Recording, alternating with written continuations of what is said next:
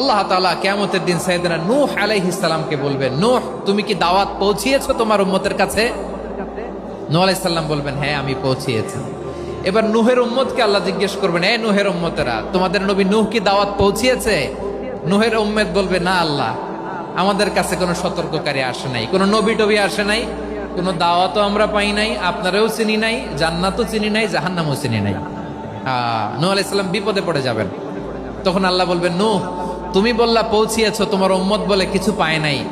নূহ তোমার কি কোনো সাক্ষী আছে? তোমার কথা আর তোমার উম্মতের কথা তো মিলে না। তুমি বললা তুমি আমার নির্দেশনা দাওয়াত পৌঁছে দিয়েছো, কিন্তু তোমার উম্মত বলে পায় নাই। নূহ তোমার পক্ষে কোনো সাক্ষী আছে? নূহ আলাইহিস সালাম বলবেন, আছে। কে? উম্মতে মুহাম্মাদি। তখন আমরা বলবো, আল্লাহ, আল্লাহর নবী নূহ আলাইহিস সালাম তিনি আপনি যা যা বলেছেন ঠিক তা তার উম্মতের কাছে পৌঁছে দিয়েছে। এবার নূহের উম্মতের সাথে আমাদের ঝগড়া লাগবে। তারা বলবে, তোমরা আসছো আমাদের হাজার হাজার বছর পরে, তোমরা কি করে জানলা? তোমাদের সাক্ষী ধর্তব্য হবে না? আমরা তখন বলবো, আমাদের কোরআনে তোমাদের নবীর নামে আল্লাহ তাআলা একটা সূরা নাজিল করেছেন, সূরাতে নূহ। আওয়াজ করে পড়েন আল্লাহু আকবার।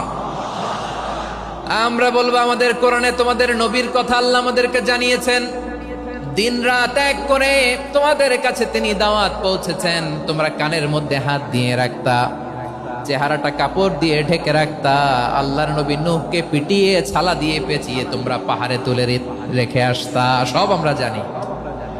আমরা যখন বলবো এই কথা, নূহের উম্মত চুপসে যাবে। তখন আমরা সত্য বলেছি কিনা এটা আল্লাহ তাআলা জানতে চাইবে বিশ্বনবীর কাছে। তখন বিশ্বনবী আমাদের পক্ষে সাক্ষী দিবেন। আওয়াজ করে বলেন আল্লাহু আকবার। এজন্য আল্লাহ বলেন, নবী আপনি হচ্ছেন সাক্ষ্যদাতা, সব নবীদের উপর আপনি হবেন সাক্ষী, আবার আপনার উম্মতের সাক্ষীর উপর আপনি হবেন সাক্ষী। তার মানে নবী গো, কিয়ামতের কঠিন ময়দানে আপনি হবেন রাজ সাক্ষী। বিশ্বনবী কি সাক্ষী? আওয়াজ করে বলেন, রাজ সাক্ষী, সব সাক্ষীর বড় সাক্ষী। এজন্য বিশ্বনবীকে আল্লাহ তাআলা প্রথম যে বৈশিষ্ট্যটা দিয়েছেন সেটা হচ্ছেন শাহিদ। তিনি সাক্ষ্যদাতা, witness for all messenger of God and for all of us. সুবহানাল্লাহ পড়েন। তাহলে এক নাম্বার বৈশিষ্ট্য বুঝতে পেরেছেন? বুঝতে পেরেছেন সবাই?